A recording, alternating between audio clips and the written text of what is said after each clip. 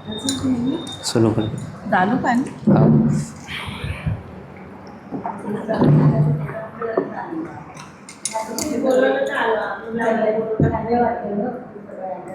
अरहं सम्मा सम्बुद्धो भगवा बुद्धं भगवन्तं अभिवादेमि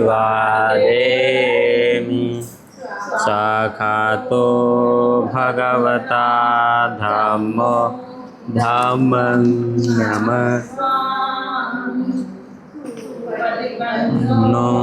भगवतो सावक संघो संघं नमामि नमो ओकासवन्नामि भन्ते भारतं येन मय्या तत्त्वं समम् अपराधं कामसु मे हन्ते तुभ्यमि ओकासवन्नामि भन्ते भारतं येन मय्या तत्त्वं समम् अपराधं कामसु मे हन्ते तुभ्यमि ओकासवन्नामि भन्ते भारतं येन मय्या तत्त्वं समम् अपराधं कामसु मे हन्ते ओकासवहं भन्ते त्रिशरणेन सह पञ्चशीलं धामं याजामि अनुग्रहं दत्त्वा शीलं वेदं मे भन्ते तुभ्यमि ओकासवन्नामि भन्ते धम्मं याचामि अनुग्रहं दत्त्वा शीलं वेदं मे भन्ते तुभ्यमि ओकासवहं भन्ते त्रिशरणेन सह पञ्चशीलं धम्मं याचामि अनुग्रहं दत्त्वा शीलं वेदं मे भन्ते खमामि खमामि खमेयमहं वदामि तं वदेथ अहं भन्ते नमो तस्स भगवतो अरहतो सम्मा सम्बुद्धस्स नमो तस्स भगवतो अरहतो सम्मा सम्बुद्धस्स नमो तस्स भगवतो अरहतो सम्मा सम्बुद्धस्स नमो तस्स भगवतो अरहतो सम्मा सम्बुद्धस्स बुद्धं शरणं गच्छामि बुद्धं शरणं गच्छामि धम्मं शरणं गच्छामि धम्मं शरणं गच्छामि संघं शरणं गच्छामि संघं शरणं गच्छामि द्वितीयंपि बुद्धं शरणं गच्छामि द्वितीयंपि बुद्धं शरणं गच्छामि द्वितीयंपि धम्मं शरणं गच्छामि द्वितीयंपि धम्मं शरणं गच्छामि तृतीयंपि बुद्धं शरणं गच्छामि तृतीयंपि बुद्धं शरणं गच्छामि तृतीयंपि धम्मं शरणं गच्छामि तृतीयंपि धम्मं शरणं गच्छामि तृतीयंपि संघं शरणं गच्छामि तृतीयंपि संघं शरणं गच्छामि पानातिपाता वेरमणि सिक्खापदं समादयामि पानातिपाता वेरमणि सिक्खापदं समादयामि अदिन्नादाना वेरमणि सिक्खापदं समादयामि अदिन्नादाना वेरमणि सिक्खापदं समादयामि कामेषु मिच्छाचारा वेरमणि सिक्खापदं समादयामि कामेषु मिच्छाचारा वेरमणि सिक्खापदं समादयामि मुसावादा वेरमणि सिक्खापदं समादयामि मुसावादा वेरमणि सिक्खापदं समादयामि सुरामेरमजपमादठाना वेरमणि सिक्खापदं समादयामि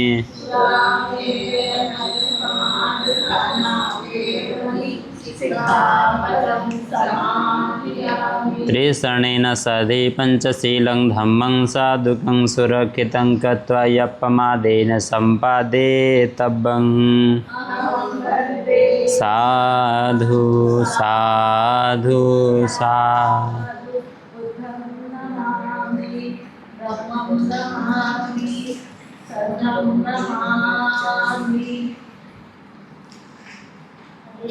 सर्वप्रथम महाकारुणिक भगवान तथागत सम्यक संबुद्ध पूजनीय धम्मा पूजनीय संघ परम पूज्य डॉक्टर बाबा साहब अम्बेडकर को नमन बंदन है। सभी श्रद्धावान उपासक उपासिकाओं के प्रति मंगल मैत्री। सभी का जीवन मंगलमय हो, सभी सुखी हो, संसार के सारे प्राणी सुखी हो। आज हम देखेंगे निर्वाण प्राप्त करना धम्म है। निर्वाण प्राप्त करना धम्म है। कल नहीं परसों बीता हुआ, कल नहीं परसों हम लोगों ने इसका आधा पढ़ लिया था, लेकिन अगर आधे से बताएंगे तो समझ में नहीं आएगा, इसलिए फिर से शुरुआत करते हैं इसको। तो निर्वाण प्राप्त करना क्या है? धम्म है। भगवान बुद्ध ने कहा निर्वाण से बढ़कर सुखद कुछ नहीं है, यानी कि निर्वाण ही सबसे बड़ा क्या है? सुख है। क्या सबसे बड़ा सुख है? निर्वाण सबसे बड़ा सुख है। निर्वाण से बड़ा इस संसार में सुख नहीं है। लेकिन निर्वाण हम कैसे समझ लें? निर्वाण को कैसे समझेंगे? मोबाइल पे बात करके?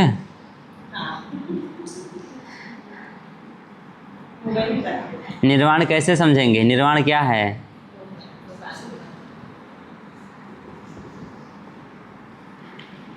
निर्वाण को कैसे समझेंगे? निर्वाण क्या है? भगवान बुद्ध ने कहा कि निर्वाण से बढ़कर कुछ भी संसार में सुख कर नहीं है, यानी सुखद नहीं है। निर्वाण ही परम सुख है। तो जिसको परम सुख चाहिए, यानी कि लंबे समय का सुख चाहिए, उसको निर्वाण का मार्ग अपनाना चाहिए। जिसको क्षणिक सुख चाहिए वह संसार की ओर भागे, संसार की वस्तुओं के प्रति भागे। भगवान बुद्ध द्वारा उपदिष्ट सभी धम्मों में निर्वाण का प्रमुख स्थान है। किसका प्रमुख? भगवान के धम्म में बुद्ध का कोई मतलब बुद्ध का उतना स्थान है जितना धम्म का स्थान है। जितना भगवान बुद्ध ने बोला था ना आनंद को कि हम ही मेरा उत्तराधिकारी है। हाँ, निर्वाण क्या है? भगवान बुद्ध ने निर्वाण का जो अर्थ किया है वह उससे सर्वथा भिन्न है जो उनके पूर्वजों ने किया था। उनके पूर्वजों की दृष्टि में निर्वाण का मतलब था आत्मा का मोक्ष। किसका मोक्ष? आत्मा का मोक्ष।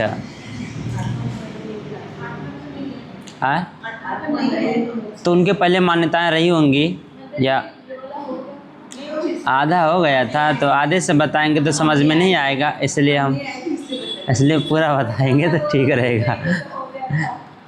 हाँ, तो निर्वाण क्या है? भगवान बुद्ध ने निर्वाण का जो अर्थ किया वह उससे सर्वथा भिन्न है जो उनके पूर्वजों ने किया था। उनके पूर्वजों की दृष्टि में निर्वाण का मतलब था आत्मा का मोक्ष। आत्मा का मोक्ष। निर्वाण के 4 स्वरूप थे। लौकिक यानी खाओ पियो और मौज उड़ाओ। निर्वाण के 4 स्वरूप थे। पहला था लौकिक यानी खाओ पियो और मौज उड़ाओ। दूसरा था यौगिक।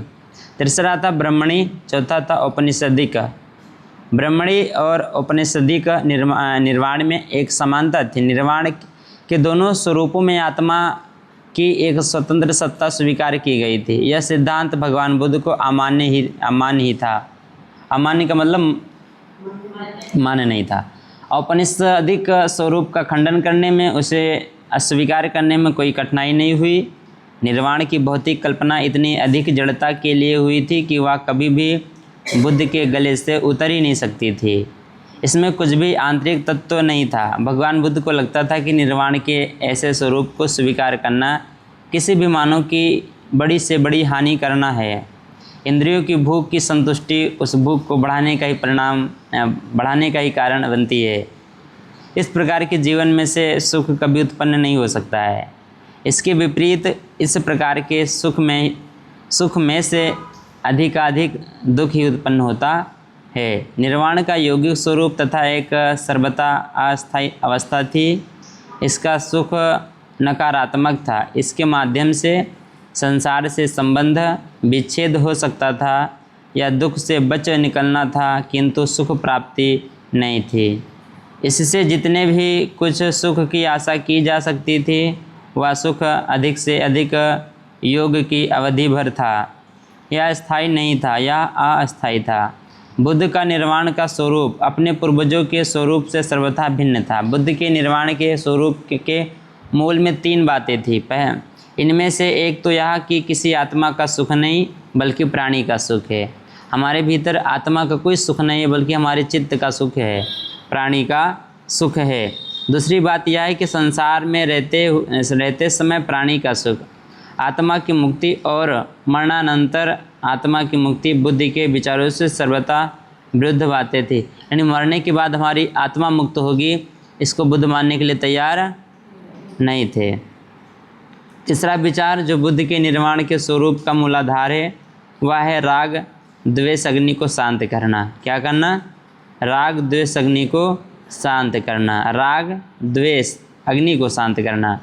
राग तथा द्वेष से प्रज्वलित अग्नि के समान है। यह बात भगवान बुद्ध ने अपने उस प्रवचन में कही थी जो उन्होंने बोध गया में रहते समय भिक्षुओं को दिया था। भगवान बुद्ध ने कहा कि भिक्षुओं सभी कुछ जल रहा है। भिक्षुओं क्या सभी कुछ जल रहा है?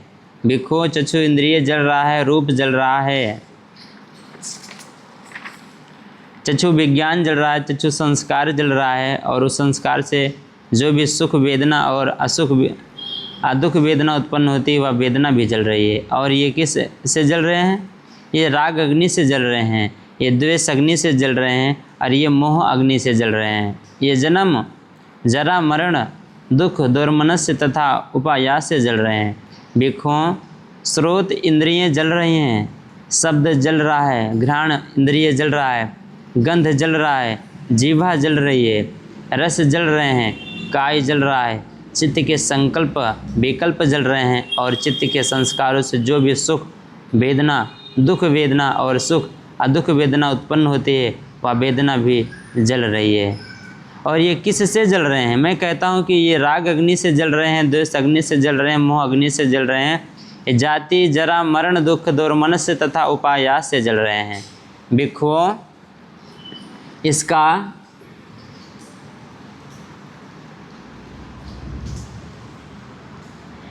इसका ज्ञान होने से जो विज्ञ हैं, विज्ञ मतलब जो विद्वान हैं, कौन?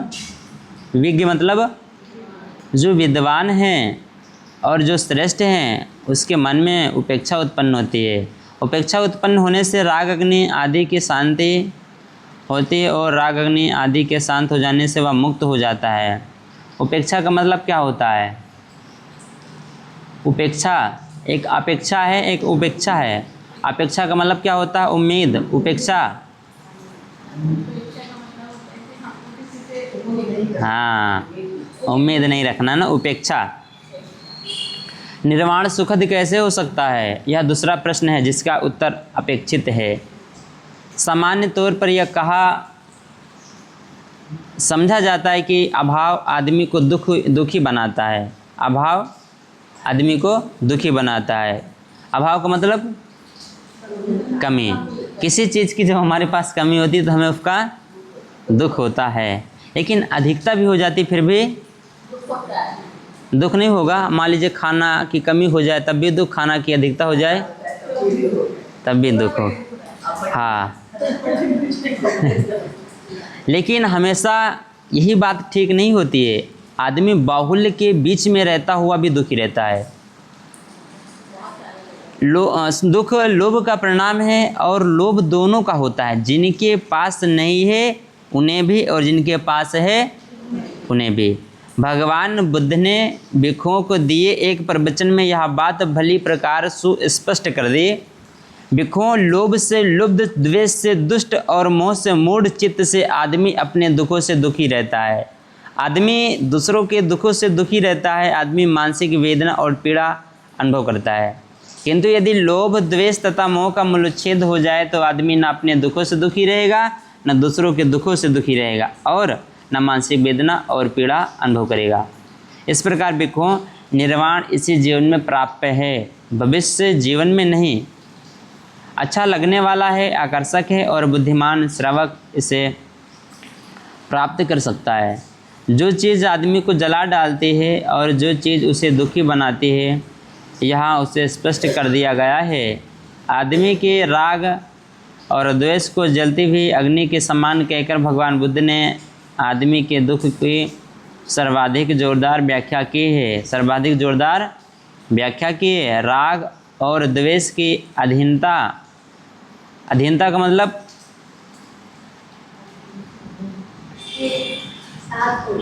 हाँ, अधीन हो गए, प्रजा राजा के अधीन हो गया, दास हो गया। राग द्वेष की अधीनता ही आदमी को दुखी बनाते हैं, यानी राग द्वेष के प्रति जो हम अधीन हो जाते हैं उसी के कारण हमें दुख उत्पन्न होता है। राग और द्वेष को संयोजन अथवा बंधन कहा गया है। राग द्वेष को संयोजन अथवा बंधन कहा गया है। संयोजन का मतलब इकट्ठा करना, संयोजन अथवा बंधन कहा गया है, जो आदमी को निर्वाण तक नहीं पहुंचने देते हैं। जो ही आदमी राग द्वेष की झोंक से मुक्त हो जाता है उसके लिए निर्वाण पथ खुल जाता है, वह दुख का अंत कर सकता है। अगर आपको अगर कैसे पता चलेगा, यहाँ मान लो किसी को निर्वाण मिल जाए, कैसे पता लगाओगे?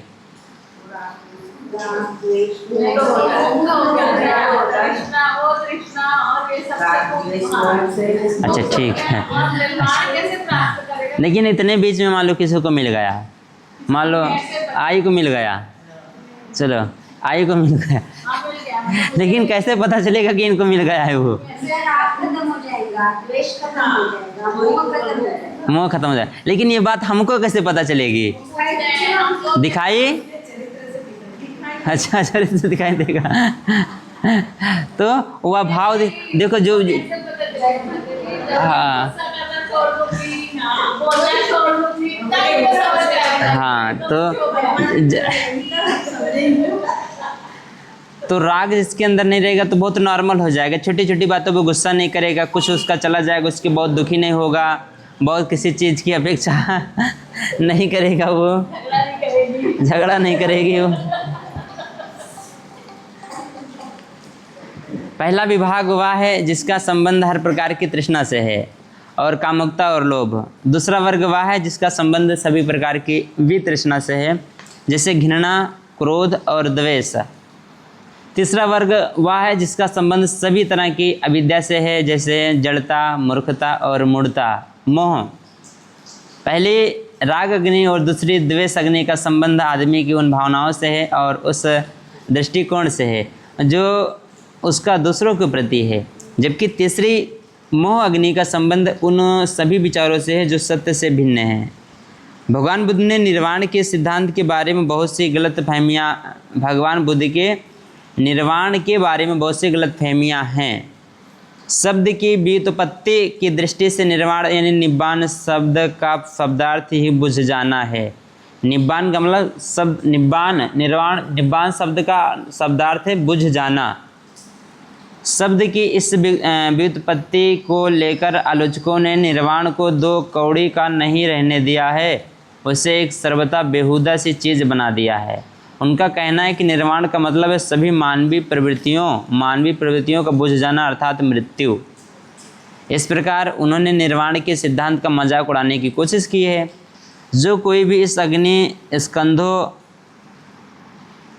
सूत्र की भाषा का विचार करेगा उसे यह स्पष्ट हो जाएगा कि निर्वाण का यह अर्थ कदापि नहीं है। इस प्रवचन में यह नहीं कहा गया है कि जीवन जल रहा है और बुझ जाना मृत्यु है। इसमें यह कहा गया है कि राग अग्नि जल रही है, द्वेष अग्नि जल रही तथा मोह अग्नि जल रही है। इस अग्नि स्कंधोपम सूत्र में यह कहीं नहीं कहा गया है कि आदमी की हर प्रकार की प्रवृत्तियों का मूल्यच्छेद कर देना चाहिए। इसमें आग में घी डालना ही मना किया गया है। दूसरी बात यह है कि आलोचक निर्वाण और परिनिर्वाण का भेद करना भी भूल गए। उदान के अनुसार जब शरीर बिखर जाता है तब तमाम संज्ञाएं रुक जाती हैं, तब तमाम वेदनाओं का नाश हो जाता है। जब सभी प्रकार की प्रक्रिया बंद हो जाती है और वेदना बंद हो जाती है और जब चेतना एकदम जाती रहती है तभी परिनिर्वाण होता है, तभी परिनिर्वाण होता है। इस प्रकार परिनिर्वाण का मतलब है पूरी तरह से बुझ जाना, पूरी तरह से बुझ जाना। राग स्थविर को समझ जाते हुए भगवान बुद्ध ने यह स्पष्ट किया था कि निर्दोष जीवन का ही दूसरा नाम निर्वाण है। निर्दोष जीवन का दूसरा नाम निर्वाण हो। निर्दोष यानी जिस पर कोई दोष ना हो, वही उसका दूसरा नाम निर्वाण है। जैसे कि कोई संसार में इंसान है तो उस पर कोई भी दोष आज तक लगा ना हो, अगर लगा भी हो तो प्रमाणिक प्रूफ के साथ ना लगा हो। ऐसे लोग अपनी मर्जी से लगा दिए हों, घृणा में अलग की बात है, लेकिन उसका कोई एविडेंस ना मिला हो। हेलो, हाँ बाबा, मंगल हो। हाँ, मैं अभी प्रवचन कर रहा हूँ बुद्धान धम्मा से, मैं फ्री होकर आपको कॉल बैक करता बाबा। हाँ। तो तथागत ने उत्तर दिया, एक बार राध स्थविर भगवान बुद्ध के पास साहेब आकर भगवान बुद्ध को अभिवादन कर एक और बैठ गए। इस प्रकार बैठकर राध स्थविर ने भगवान बुद्ध से कहा, भंते निर्वाण किस लिए है? निर्वाण किस लिए है? तथागत ने उत्तर दिया, राध निर्वाण का मतलब है राग अग्नि, द्वेष अग्नि, मोह अग्नि का बुझ जाना। लेकिन भंते निर्वाण का उद्देश्य क्या है? राध निर्दोष जीवन का मूल निर्वाण में है। निर्वाण ही उद्देश्य है, निर्वाण ही मकसद है। निर्वाण का मतलब सभी प्रवृत्तियों का बुझ जाना नहीं है। यह बात सारिपुत्र ने भी अपने इस प्रवचनों में स्पष्ट की है। एक बार भगवान श्रावस्ती में अनाथपिंडी के जेतवना राम में विहार कर रहे थे। उस समय सारिपुत्र भी वहाँ ठहरे हुए थे। भगवान बुद्ध ने भिक्षुओं को संबोधित करके कहा, भिक्षुओं, धम्म के दायाद बनो, भौतिक वस्तुओं के दायाद ना बनो। मेरी तुम पर अनुकंपा है, इसलिए मैं तुम्हें धम्म का दायाद बनाता हूँ। भगवान बुद्ध ने यह कहा और तब वह उठकर गंधकुटी में चले गए। सारिपुत्र पीछे रह गए। तब भिक्षुओं ने सारिपुत्र से प्रार्थना की कि वह बताएं कि निर्वाण क्या है। तब सारिपुत्र ने भिक्षुओं को उत्तर देते हुए कहा, भिक्षुओं, लोभ बुरा है, द्वेष बुरा है। लोभ बुरा है, द्वेष बुरा है। इस लोभ और द्वेष से मुक्ति पाने का साधन मध्यम मार्ग है, जो आँख देने वाला है, जो ज्ञान देने वाला है, जो हमें शांति, अभिज्ञा, बोधि तथा निर्वाण की ओर ले जाता है। यह मध्यम मार्ग कौन सा है? यह मध्यम मार्ग है, आष्टांगिक मार्ग के अतिरिक्त कुछ नहीं है। यही सम्यक दृष्टि, सम्यक संकल्प, सम्यक वाणी, सम्यक कर्मण, सम्यक आजीविका, सम्यक प्रयत्न यानी व्यायाम, सम्यक स्मृति तथा सम्यक समाधि, भिक्षु यही मध्यम मार्ग है। यही मार्ग है। किसी इंसान को एक अच्छा इंसान बनने के लिए इतना काफ़ी है। ज़रूरी नहीं कि बहुत कर्म कांड करे, बहुत दिखावा करे, उसका कोई मतलब नहीं। एक अच्छा इंसान बनने के लिए इतना ही हमारे लिए बहुत काफ़ी है। इतना भी हम चल लेंगे, इतना ही का पालन कर लेंगे तो हमारा जीवन धन्य हो जाएगा। हम बहुत सारी निंदाओं से बच जाएंगे। हाँ भिक्षु, क्रोध बुरी चीज़ है, द्वेष बुरी चीज़ है, ईर्ष्या बुरी चीज़ है, मात्सर्य बुरी चीज़ है, कंजूसपन गलत है, लालच गलत है, ढोंग करना गलत है, ठगी करना गलत है, उद्धपतन करना गलत है, मोह करना गलत है तथा प्रमाद करना गलत है। मोह तथा प्रमाद के नाश के लिए मध्यम मार्ग है, जो आँख देने वाला है, जो ज्ञान देने वाला, जो हमें शांति, अभिज्ञा, बोधि तथा निर्वाण की ओर ले जाता है। बोधि और निर्वाण की ओर ले जाता है। निर्वाण 8 अष्टांगिक मार्ग के अतिरिक्त और कुछ है ही नहीं। निर्वाण 8 अष्टांगिक मार्ग के अलावा कुछ और नहीं है। अब कोई व्यक्ति जब निर्वाण 8 अष्टांगिक मार्ग को पालन करेगा तो कैसा रहेगा? बहुत क्रोधित रहेगा क्या? नहीं। जब वह उसके पास सम्यक दृष्टि आएगी तो क्रोधित क्यों होगा? जब किसी के पास सम्यक दृष्टि नहीं होती तब वो क्रोधित होता है। सम्यक क्रोध तब उत्पन्न होता है जब हम सही को देख नहीं पाते हैं, जब हमको सही दिखाई नहीं देता। जब हम सही देख लेते हैं किसी चीज़ को तो उसमें क्रोध होने कोई चांसेस नहीं। क्रोध किस बात का उत्पन्न होगा? फिर सत्य देखने से क्रोध उत्पन्न होगा क्या? नहीं, यानी कि हमारे पास सम्यक दृष्टि नहीं है, हम सही को सही के रूप में देख नहीं पा रहे हैं। इस प्रकार सारिपुत्र ने कहा, प्रसन्न चित्त भिक्षु सारिपुत्र का प्रवचन सुनो प्रमुदित हुए। निर्वाण के मूल में जो विहार है वह यही है कि निष्कलंकता का पथ है। किसी को भी निर्वाण से और कुछ समझना ही नहीं चाहिए। संपूर्ण उच्छेदवाद एक अंत है और परिनिर्वाण दूसरा अंत है।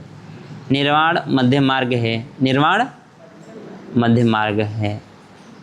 यदि निर्वाण को इस प्रकार ठीक तरह से समझ लिया जाए तो निर्वाण के संबंध में सारी गड़बड़ी दूर हो जाती है। बिल्कुल चिंता ना करो किसी प्रकार की, जो मिल रहा है खाओ, आराम करो, ध्यान दो, अच्छा बुरा क्या हो रहा है देखो, बस समझ रहे हो। बिल्कुल आप एकदम उदासीन हो जाओ, यानी कि निर्वाण मिल गया हमको, हमें किसी को देख कर ना दुख हो रहा ना खुशी हो रही, कुछ नहीं, एकदम न्यूट्रल हो गए हम बस सच्चाई को देख रहे हैं, सत्य घटना को साक्षात्कार कर रहे हैं। तृष्णा का त्याग धम्म है, तृष्णा का त्याग धम्म है। तृष्णा का मतलब होता है इच्छा, क्या इच्छा। हाँ, धम्मपद में भगवान बुद्ध ने कहा है, आरोग्य से बढ़कर लाभ नहीं और संतोष से बढ़कर धन नहीं। आरोग्य से बढ़कर लाभ नहीं और संतोष से बढ़कर धन नहीं। आरोग्य मतलब हाँ हेल्दी, और संतोष मतलब संतुष्टि कैसी चाहिए, इच्छा। सामने वाले ने एक झप्पड़ दे दिया तो हमको देना चाहिए कि नहीं, दे दिया तो संतुष्टि करके बैठ जाना चाहिए ना, दूसरा भी दे दे। संतुष्टि का मतलब होता है कि जो चीज़ें हमारे पास हैं, संतुष्ट हैं और आगे आ रहा है तो उसका भी स्वागत है, लेकिन नहीं आ रहा तो दुख नहीं होना चाहिए। ऐसा समझ बैठना भगवान बुद्ध की दूसरे शिक्षाओं के सर्वथा प्रतिकूल पड़ेगा। यहाँ संतोष का मतलब बेचारगी या परिस्थिति के सामने सिर झुका देना नहीं है। ऐसा समझ बैठना भगवान बुद्ध की दूसरे शिक्षाओं के सर्वथा प्रतिकूल पड़ेगा। भगवान बुद्ध ने ये कहीं नहीं कहा कि भगवान हैं वे जो गरीब हैं। भगवान बुद्ध ने यह कहीं नहीं कहा कि भाग्यवान हैं वे जो गरीब हैं। लोग कहते हैं कि हम बड़े भाग्यवान हैं कि हमारे घर में इतनी अच्छी चीज़ें हैं, हम बड़े भाग्यवान हैं कि हमको ये मिला है, इतना सुंदर जीवन मिला है। बुद्ध क्या करें, भगवान बुद्ध ने या कहीं नहीं कहा कि भाग्यवान हैं वे जो गरीब हैं।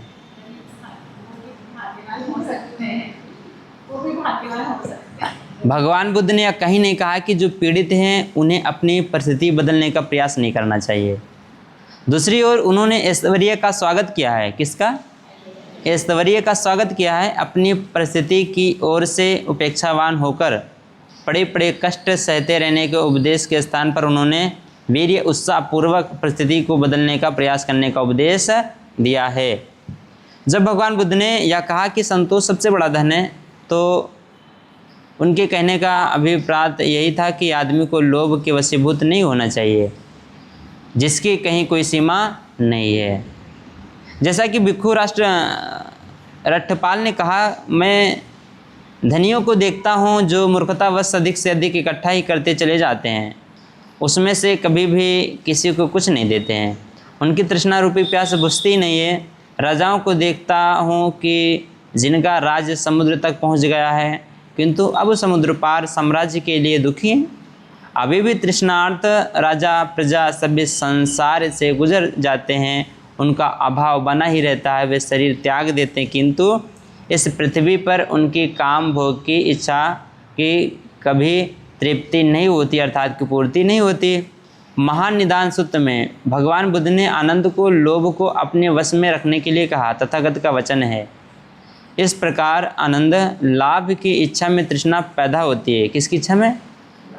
लाभ, बेनिफिट। अभी बैंक से कोई लोन आया है, क्या है? अगर बैंक कोई आपको पॉलिसी बताती है तो उसमें हम पूछते हैं कि हमारा बेनिफिट है क्या है। अगर हम साल भर का 12,000 जमा करें तो हमको कितना मिलेगा,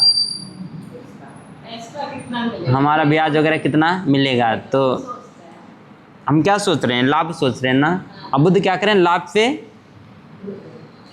लाभ से क्या हो रहा है? हानि हो रही है। चलिए फिर से रिपीट करता हूँ। इस प्रकार आनंद लाभ की इच्छा में तृष्णा पैदा होती है। और चाहिए, यानी कि लाभ हो, जब हम लाभ देखते तो वहाँ तृष्णा उत्पन्न होती है। जब लाभ की इच्छा मिल्कियत की इच्छा में बदल जाती है, जब मिल्कियत की इच्छा अपनी मिल्कियत से बुरी तरह चिपटे रहने की इच्छा बन जाती है तो यह लोभ कहलाती है, यह लोभ कहलाती है।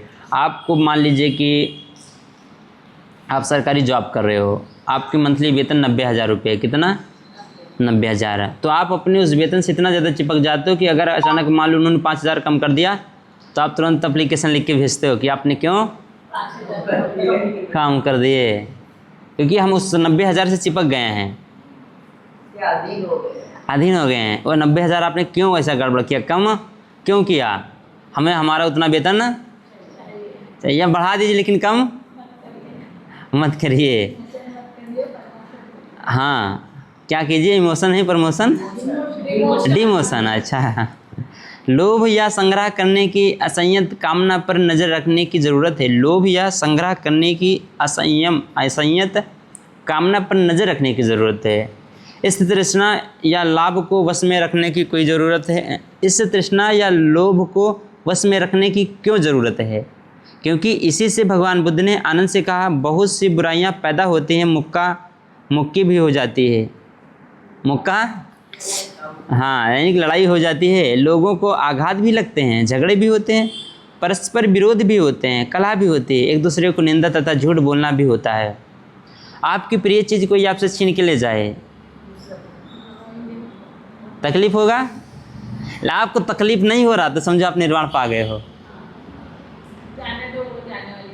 आप मुस्कुराते रहो, स्वागत करते रहो, छीन के ले जा रहा है, ले जा तो ही खुश रहे, यानी कि आपको क्या मिल गया, निर्वाण मिल गया। लेकिन हम रो रहे हैं, लेके जा रहा है, तो कहीं ना कहीं यहाँ क्या लोभ हमें सता रहा है। उस लोभ की वजह से हम रो रहे हैं, लेकर गए इसलिए नहीं रो रहे, वो जो हमें उस चीज़ से लोभ है उसकी वजह से हमें पीड़ा और वेदना हो रही है। हम कभी मुस्कुरा के नहीं कहते कि ले जा भाई तो ही सुखी रहे, समझ रहे हैं। लेकिन जो व्यक्ति वो क्या बोलते हैं निर्वाण प्राप्त होता है, उससे बिल्कुल वो इस संसार की सारी चीज़ों को तुच्छ समझता है, भौतिक चीज़ों को क्या समझता है, तुच्छ है।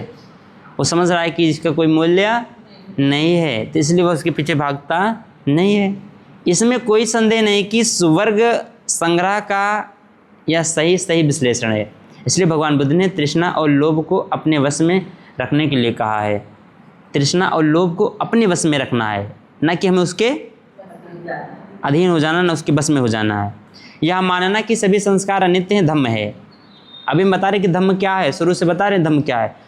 तृष्णा का त्याग करना धम्म है। कोई पूछे कि धम्म क्या है तो आप क्या बताओगे, तृष्णा का त्याग करना धम्म है, निर्वाण प्राप्त करना धम्म है, जीवन में पूर्णता प्राप्त करना धम्म है, जीवन की पवित्रता बनाए रखना धम्म है। पहला आपको बताना क्या है कि जीवन की पवित्रता बनाए रखना धम्म है। और 3 तरह से पवित्रता बनती है, मन से, वाणी से और काया से। कोई भी जब आपसे पूछे कि धम्म क्या है तो आप क्या बताओगे, जीवन की पवित्रता बनाए रखना धम्म है। उसके बाद दूसरा पॉइंट बोल देना कि जीवन में पूर्णता प्राप्त करना धम्म है। किसी चीज़ में परफेक्ट होना, अच्छी चीज़ों में, कुशल चीज़ों में, ना कि अकुशल कर्मों में। तो जीवन में पूर्णता प्राप्त करना धम्म है। उसके बाद निर्वाण प्राप्त करना धम्म है।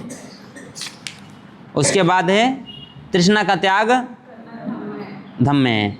यह मानना कि सभी संस्कार अनित्य हैं, अभी धम्म है। तो अनित्यता के सिद्धांत के 3 पहलू हैं। अनेक तत्वों के मेल से बनी हुई चीज़ें अनित्य हैं। फिर से सुनो, अनित्यता के सिद्धांत के 3 पहलू हैं। कितने? अनित्यता के जो सिद्धांत है, जो प्रिंसिपल है, जो रूल है, उसके 3 पहलू हैं, यानी कि 3 रूल हैं, 3 पहलू हैं। अनेक तत्वों के मेल से बनी हुई चीज़ें अनित्य हैं। अनेक तत्वों से मिलकर जो चीज़ें बनी होती हैं वह अनित्य है। व्यक्तिगत रूप से प्राणी अनित्य है। व्यक्तिगत रूप से प्राणी अनित्य है। प्रतीत समुत्पन्न वस्तुओं का आत्म तत्व अनित्य है। अनेक तत्वों की मेल से बनी हुई चीज़ों का अनित्यता की बात महान बौद्ध दार्शनिक असंग ने अच्छी तरह समझाई है। सभी चीज़ें, असंग का कहना है कि हेतुओं तथा प्रत्ययों से उत्पन्न है, किसी का कोई स्वतंत्र अस्तित्व नहीं है। जब हेतु प्रत्ययों का उच्छेद हो जाता है वस्तुओं का अस्तित्व नहीं रहता है। जीव प्राणी का शरीर पृथ्वी, जीव प्राणी का शरीर पृथ्वी, प्राणी का शरीर पृथ्वी, जल, अग्नि और वायु नामक 4 महाभूतों का परिणाम है। जब इन चारों महाभूतों का पृथक्करण हो जाता प्राणी नहीं रहता है। पृथक्करण मतलब अलग हो जाना। अनेक तत्वों के मेल से बनी हुई चीज़ें अनित्य हैं। कहने का अभिप्राय यही है कि जीवित प्राणी की अनित्यता की सर्वश्रेष्ठ व्याख्या यही है कि वह नहीं है, वह हो रहा है। जीवित प्राणी की अनित्यता की सर्वश्रेष्ठ व्याख्या यही है कि वह है नहीं, वह हो रहा है। वह है नहीं, वह हो रहा है। इस अर्थ में भूतकाल का प्राणी अपना जीवन व्यतीत कर चुका, ना वह वर्तमान में कर रहा है और न भविष्य में करेगा। भविष्यत काल का प्राणी रहेगा लेकिन न रहा है और न रहता है। वर्तमान काल का प्राणी रहता है लेकिन न रहा है और न रहेगा। संक्षेप यही है कि मानव निरंतर परिवर्तनशील है। संक्षेप यही कि मानव निरंतर परिवर्तनशील है, निरंतर संवर्धनशील है। वह अपने जीवन के 2 भिन्न क्षणों में भी एक नहीं है, परिवर्तनशील है। हम कोई संकल्प लेके तोड़ देते चुपके से, हम आपस में मन में ऐसे विचार आता है, संकल्प तोड़ देते हैं और ये सोचते कोई देख नहीं रहा है, कौन जानेगा। लेकिन ना जो हम संकल्प लेके तोड़ते हैं तो उससे हमें कभी भी सफलता मिलती है, हमारी बल्कि हैबिट बन जाती है। कोई देख तो नहीं रहे से हमने व्रत रखा कि भाई हम 12 घंटे खाना नहीं खाएंगे, लेकिन भूख इतनी ज़्यादा सता ली कि पूछो मत। अब देख रहे कोई देख नहीं रहा, 4 दीवारी के बीच है और बढ़िया टिफिन खोले खा लिए, फिर से दूसरे दिन चालू कर देते हैं व्रत रखना। क्या कर रहे हैं? व्रत रखना दूसरे दिन से फिर चालू कर रहे, फिर से तोड़े, कोई देख तो नहीं रहा है। संक्षेप यही कि मानव निरंतर परिवर्तनशील है। हमारा बॉडी भी परिवर्तन हो रहा, हमारे मन में भी परिवर्तन हो रहा। हम जब जैसा कल सोच रहे तो वैसा आज नहीं सोच रहे हैं, जैसा आज सोच रहे हैं कल वैसा नहीं सोचेंगे। निरंतर संवर्धनशील है, वह अपने जीवन के दो भिन्न क्षणों में भी एक नहीं है। वह अपने जीवन के 2 भिन्न क्षणों में भी एक नहीं है। इस सिद्धांत का तीसरा पहलू, एक समान आदमी के लिए समझ सकना कुछ कठिन है। यह समझ लेना कि आदमी किसी न किसी दिन अवश्य मर जाएगा बड़ा आसान है। यह समझ लेना कि आदमी किसी न किसी दिन अवश्य मर जाएगा बड़ा आसान है, किंतु यह समझ सकना कि किस प्रकार एक प्राणी जीते जी परिवर्तित होता रहता है उतना ही आसान नहीं है, उतना ही आसान नहीं है। परिवर्तन हमें हमारे शरीर का दिखता नहीं है। एक दिन में जैसे कि आज हम देखो, हाँ, बचपन में हम कैसे थे, अभी कैसे, वो जो बीच में हमारे परिवर्तन होता चला जा रहा है वो दिखाई नहीं दिख पा रहे। हम आईने में भी देखने की कोशिश करें लेकिन हमें अपना परिवर्तन दिखाई नहीं दे रहा। अब बस हाँ, हम ये जान रहे हैं कि कल हम छोटे बच्चे थे, कभी जवान हुए और आज हम बूढ़े। लेकिन वो जो कंडीशन बदल रही है, बुढ़ापे या कुछ भी परिवर्तन हो रहा है, तो हमको दिखाई बराबर आईने में खड़े हुए अपना आईना देखते हैं, डेली आईना देख रहे हैं, लेकिन हमारा शरीर बदल रहा है, वो आईने में दिखाई देता है क्या? देखो आई करे दिखाई देता है कैसे? बाल सफेद हो रहे हैं, अभी काले थे फिर सफेद हो गए। देखो मैं ये एग्जांपल देखो कि अभी आज आपसे सब देखो, कल देखो, इस बीच में अंतर क्या हुआ इसको समझ नहीं पाओगे। लंबे समय में जो अंतर होता है वो दिखाई देता है कि हम कल जवान थे, 10 साल बाद बूढ़े हो गए, लेकिन 1 दिन का जो प्रोसेस होता है, 2 दिन का जो प्रोसेस होता है, 5 दिन का, वो नहीं करता। मतलब वो बहुत दिन के बाद हमको देखता, वो बता पाता है कि हम कैसे दिख रहे हैं, क्या अभी कैसे हो गए आप। लेकिन हमको आई कुछ बोलना चाह रहे इसको सुनो। हाँ, वो जो प्रक्रिया होती है वो हमको बताती है कि हमारे अंदर कुछ न कुछ चेंज हो, जैसे हम सेल बोलते हैं। हाँ, सेल बोलते हैं, कोशिकाएं बोलते हैं, सेल यानी कोशिकाएं। तो कोशिकाएं दिन प्रतिदिन नष्ट होती हैं, कोशिकाएं नष्ट होती हैं, तो वह कोशिका हमें आईने में दिखाई नहीं दे रही है, ऐसे सामने नहीं, प्रत्यक्ष नहीं दिखाई दे रही, समझ में आता है तुम कि हमें कुछ चेंज हो रहा है। हाँ, लेकिन एक जैसे अभी आज आप अपना आईना देख के आए, शीशम मान लीजिए सभी लोग, कल मुझे बताना कि इतने बीच में क्या परिवर्तन हो 24 घंटे में मुझ में। ऐसे लगता है कुछ बदल नहीं रहा है, लेकिन धीरे धीरे घड़ी आएगी, धीरे धीरे अरे ये तो कैसे हो गया, हम कैसे बूढ़े हो गए, हम कैसे इतना हो गए, निकलेगा या कुछ।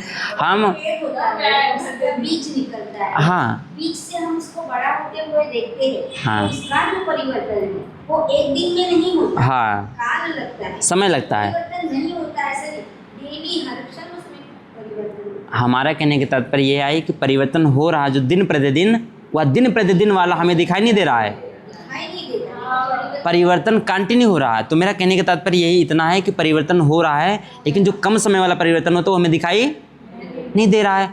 हाँ कुछ समय, जैसे पेड़ बढ़ रहा है, लगातार बढ़ रहा है, लेकिन उसको जैसे बढ़ रहा है तो वो हमें दिखाई बराबर। आप कभी पेड़ ऐसे आँख लगा के बैठो पेड़ के पास में सारे लोग ऐसा, ये पेड़ है मान लीजिए, ये पेड़ है। फिर 7 दिन के बाद हम देखेंगे हाँ आज हम देखेंगे, कुछ दिन देखेंगे, अरे इतना बड़ा हो गया ना, उस बीच की जो बढ़ने की जो प्रोसेस हो रही है उसको हम देख नहीं पा रहे हैं। बराबर बराबर उसको बढ़ यहाँ से यहाँ बढ़ गया, यहाँ आने के बाद उसको हम देख रहे हैं कि इतना ये बड़ा, दिख रहा है। लेकिन इस बीच में वो जैसा बढ़ा वो नहीं दिखाई दे रहा हमको। वो नहीं, प्रतिदिन वाला हमको नहीं दिखाई। हाँ तो वो जो बढ़ रहा है, ऐसे हमारे परिवर्तन, हमारी बड़ी परिवर्तन। आज ग्लो हो गया भाई चेहरा हमारा, क्या हो गया, ग्लो हो गया। हम इतने में एकदम इतना मस्त हो गए अपने शरीर को लेके कि हमारे अंदर जो परिवर्तन हो रहा है वो दिखाई नहीं दे रहा है। तो किंतु यह समझ सकना कि किस प्रकार एक प्राणी जीते जी परिवर्तित होता रहता है उतना ही आसान नहीं है। मर जाना सत्य है, समझ रहे हैं, कह देना सत्य है। यह कैसे संभव है? भगवान बुद्ध का उत्तर था यह इसलिए संभव है कि हर चीज़ अनित्य है। आगे चलकर इसी अनित्यता के सिद्धांत ने शून्यवाद का रूप ग्रहण कर लिया। किसका? शून्यवाद। फिलॉसफी में जब हम पढ़ेंगे तो फिलॉसफी में बराबर ये सारी चीज़ें आती हैं। बौद्ध शून्यता का मतलब 16 अपने निषेध नहीं है, इसका मतलब इतना ही है कि संसार में जो कुछ है वह प्रतिक्षण बदल रहा है। बहुत कम लोग इस बात को समझ पाते हैं कि शून्यता के ही कारण सभी कुछ संभव है।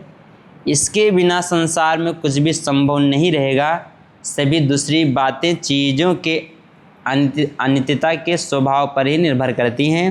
यदि चीज़ें परिवर्तनशील ना हो बल्कि स्थायी और अपरिवर्तनशील हों, स्थायी और परिवर्तन और अपरिवर्तन, नहीं परिवर्तन ना होना, अपरिवर्तनशील हों, तब एक रूप से दूसरे रूप में जीवन का सारा विकास ही रुक जाएगा। अगर हमारे अंदर परिवर्तन ना हो तो हम बच्चे के बच्चे रह जाएंगे, कभी जवान, और जवान हो गए तो कभी बूढ़े नहीं होंगे, क्योंकि परिवर्तन तो रुक गया है, कुछ होने वाला नहीं है। वो जैसे हैं वैसे ही लंबे समय तक फिर दिखाई देंगे। लेकिन जब परिवर्तन नहीं होगा तो हम मर भी जल्दी जाएंगे। वो भी परिवर्तन नहीं है, समझ रहे हैं? तो परिवर्तन मरना भी परिवर्तन है। यदि शून्य का मतलब अभाव माना जाए तो कई कठिनाइयाँ उत्पन्न हो सकती हैं। दूसरी बात अनित्यता के स्वभाव पर निर्भर करती हैं। यदि आदमी मर जाते हैं या उनमें परिवर्तन आ जाता है, क्या होता है? यदि आदमी मर जाते हैं या उनमें परिवर्तन आ जाता है और फिर वे सब उसी अवस्था में अपरिवर्तित स्थिति में रहते हैं तो क्या हालत